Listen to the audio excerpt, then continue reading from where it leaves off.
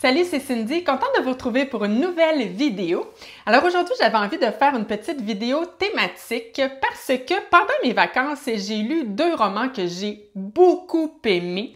Et il y avait certains sujets thématiques similaires dans les deux romans en question. Fait que je me suis dit, pourquoi pas faire une petite vidéo thématique.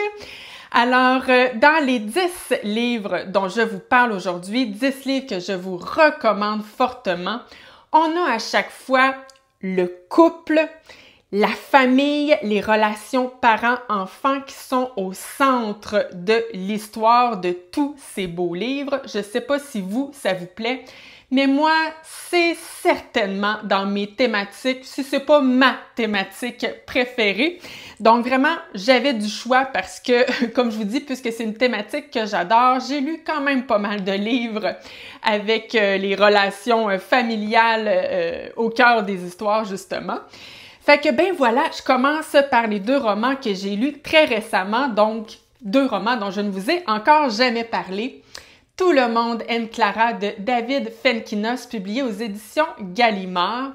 Alors la quatrième de couverture n'en dit pas beaucoup et je vous en dirai pas ben plus parce que c'était un plaisir de découvrir les diverses directions que va prendre cette histoire. Fait que je vais vous laisser le plaisir de le découvrir à votre tour. Ce que je peux vous dire quand même, c'est qu'on va nous raconter l'histoire d'un couple, comment ils se sont rencontrés, leur histoire d'amour, comment va naître leur fille Clara. On va aussi nous raconter, je vous le dis tout de suite, ils vont se séparer, ce couple. Ça arrive quand même relativement au début de ce roman. Et un jour va arriver un bouleversement au cœur de cette famille. Je vous dirai pas quoi, mais ce que je peux vous dire, c'est qu'on va justement vivre l'histoire de cette famille avant et après bouleversement.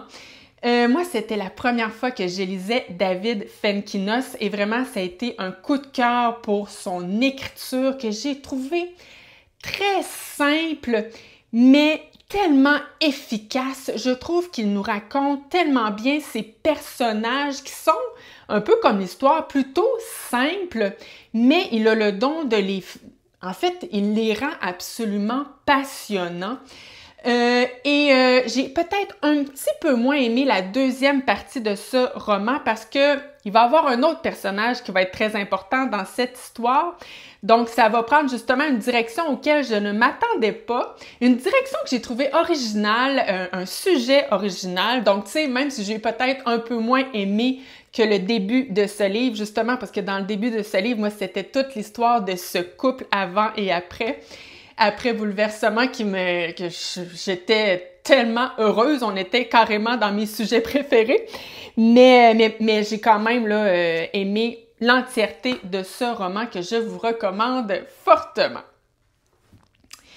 Ensuite, j'ai envie de dire que j'ai enfin lu, parce que ça faisait tellement longtemps que j'avais ce roman dans ma bibliothèque, Poupée volée de Elena Ferrante. Alors moi, j'ai l'édition Folio.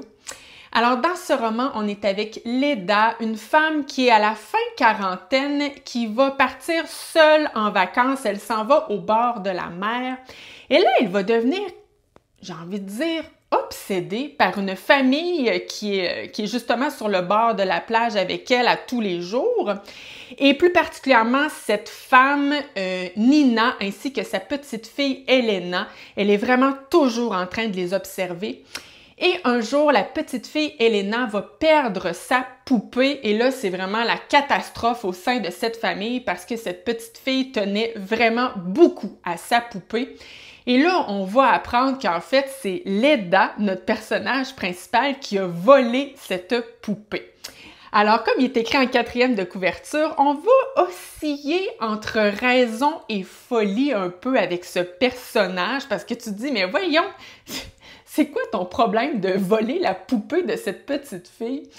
Et ça va être surtout l'occasion aussi de nous raconter l'histoire de Leda. Donc, on va revenir dans son passé. On va apprendre qu'elle est elle-même une mère. Elle a deux filles.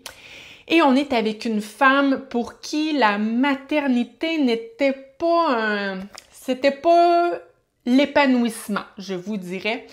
Et c'est vraiment à ce niveau-là que j'ai trouvé ma lecture passionnante. Je trouvais que l'autrice nous parlait avec tellement de justesse et de finesse de son personnage, cette maman qui a beaucoup de difficultés avec son rôle de mère, c'est-à-dire qu'elle ne se sent jamais à la hauteur, elle n'a jamais tant envie, en fait, d'être une mère.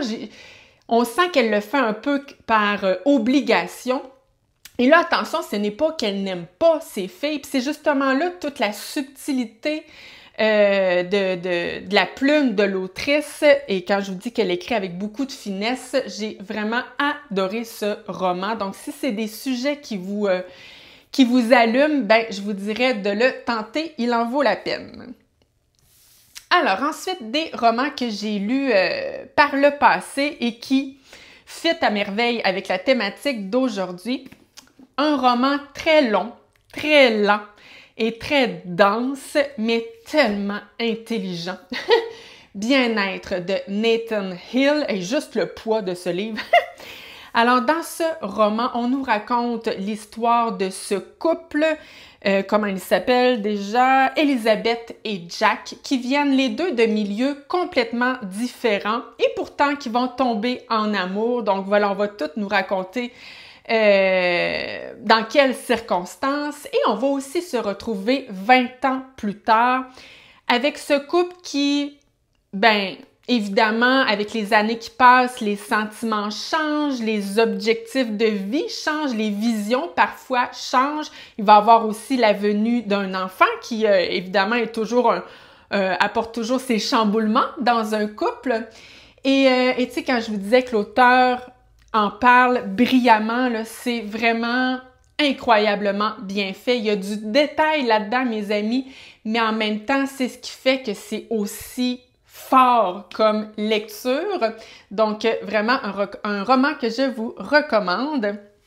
Et si vous avez envie, parce que là, celui-ci est très dense, si vous avez envie de quelque chose de beaucoup plus léger, eh bien, je vous recommande À la recherche d'Alice Love de Liane Moriarty. En fait, je vous recommande tous les romans de Liane Moriarty parce que je trouve qu'elle parle justement des relations familiales avec toujours beaucoup de justesse. Et dans ce cas-ci, là, je vous préviens, il faut passer un peu par-dessus le début du livre qui est très scénario hollywoodien. Là, on n'est pas du tout dans quelque chose de vraisemblable, mais en même temps, ça permet à l'autrice après de plonger dans un sujet et elle le fait par la suite avec beaucoup de brio. Donc, comment ça commence ce roman? Ben, on est avec Alice qui s'en va à un cours, si je me souviens bien, d'aérobic. Et là, suite à une chute, elle va se cogner la tête, puis là, elle va se réveiller à l'hôpital suite à un coma. Et là, elle est en fait amnésique des 10 dernières années. Dans la tête d'Alice, elle a 29 ans, elle est enceinte de son premier bébé, elle est en amour par-dessus la tête avec son mari Nick, si je me souviens bien. Voilà. Mais en fait, la réalité est tout autre, c'est-à-dire qu'elle a 39 ans, elle a 3 enfants et elle est en démarche pour divorcer de son mari Nick.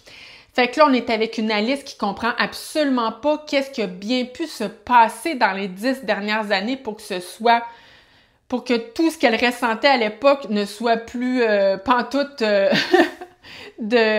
qu'on soit plus pantoute à la même place finalement.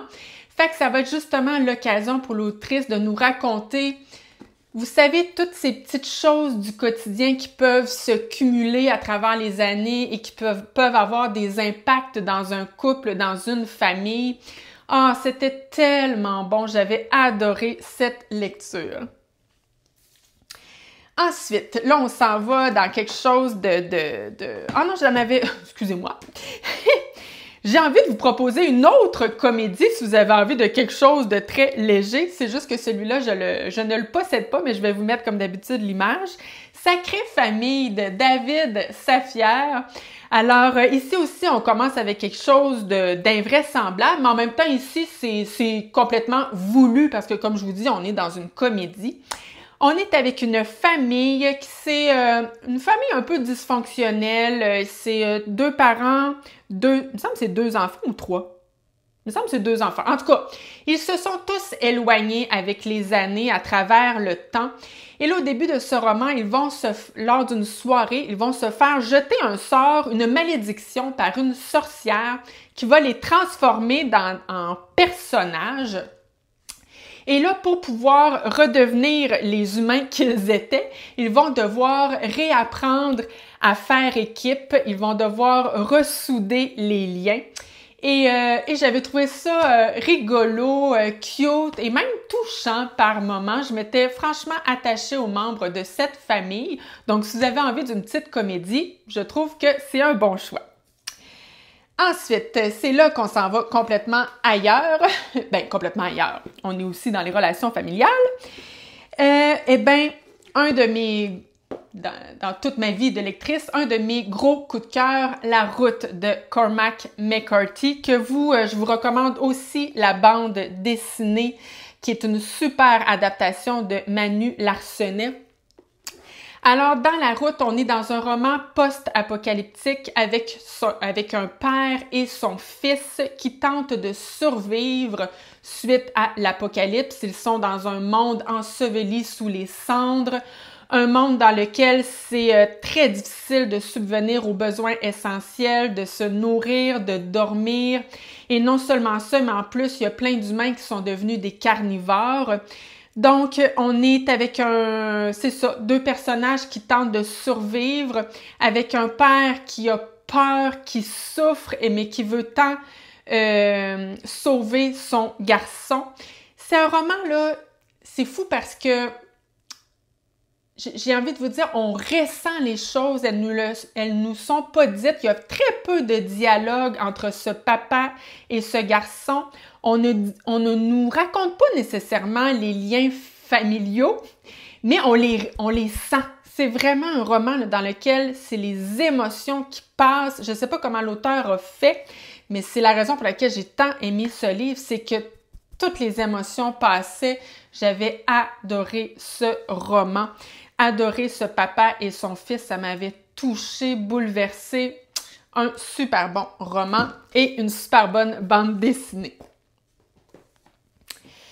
Ensuite, ah oui, j'ai lu ce livre, je pense, l'été passé. Je l'avais adoré. Les possibles de Virginie Grimaldi. Alors ici, on est avec une femme, Juliane, qui va être un peu forcée, j'ai envie de dire, d'héberger son père. Il s'était un peu éloigné dans les dernières années. Et là, son père, sa maison est passée au feu. Fait que c'est pour ça qu'elle est un peu forcée de l'héberger. Et là, tranquillement pas vite, elle va se rendre compte que son père perd la carte. T'sais. C'est pas l'Alzheimer, mais c'est une maladie dégénérative. Et là, on est avec une femme qui va tenter de se rapprocher de son père, considérant qu'elle se rend bien compte qu'il lui en reste plus beaucoup avec son père. Donc, on est vraiment dans une histoire hyper touchante, mais une histoire drôle aussi. C'est le talent de Virginie Grimaldi de nous faire passer du rire aux larmes. J'avais adoré ce roman. Ensuite, un autre livre dans lequel on est justement dans ce contexte de, tu sais, quand le temps est compté. Tu sais, quand tu le sais, on dirait qu'on a tendance des fois à penser que c'est pour toujours, mais quand tu es face à la maladie, par exemple, et que tu le sais qu'il t'en reste pas beaucoup avec la personne que tu aimes, disons que ça amène une autre dynamique dans la relation et c'est le cas ici dans Cœur de Thibaut de Montaigu. Alors, c'est un roman autobiographique. Le père de l'auteur lui a demandé d'écrire un livre sur son ancêtre, sur son grand-père en fait. Et c'est ce qu'il va tenter de faire, mais à travers ses recherches, il va aussi par le fait même nous raconter la vie de son père. Il va aussi nous raconter sa propre vie en tant que père lui-même. Donc, on a vraiment beaucoup le sujet de la paternité dans ce roman et ce, sur plusieurs générations de cette famille. Vraiment, c'est un roman que j'avais trouvé... J'avais adoré la plume de Thibaut de Montaigu. C'était extrêmement touchant. On le sentait, tu sais, qu'on était dans quelque chose d'autobiographique. Il y avait quelque chose de très chargé dans l'écriture. Donc, vraiment un très beau roman autobiographique.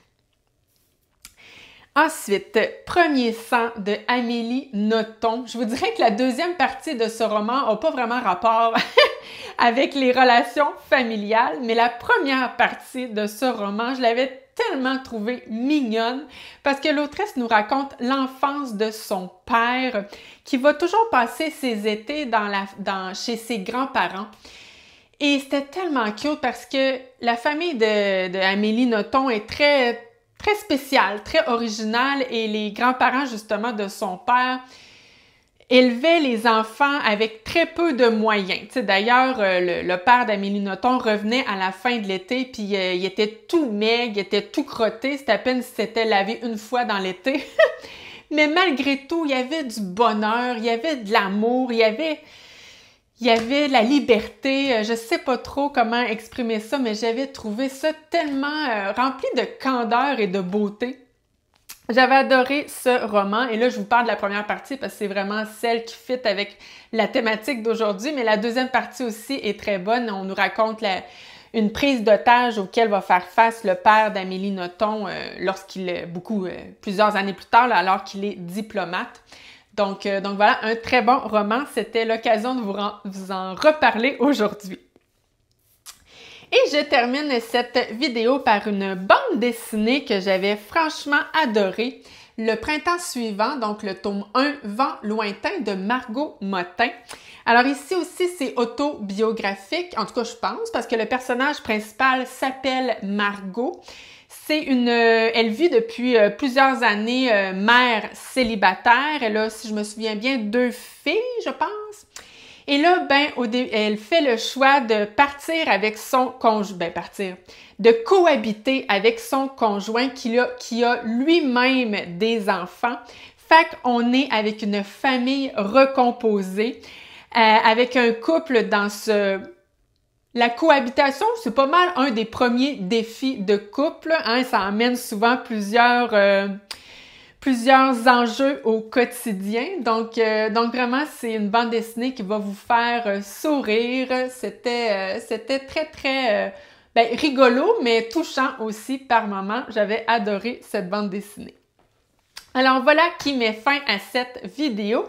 Comme je vous ai dit, c'est une thématique que j'aime beaucoup, donc n'hésitez pas à me faire des recommandations, donc des livres dans lesquels les histoires de couple, de famille vous ont particulièrement touché.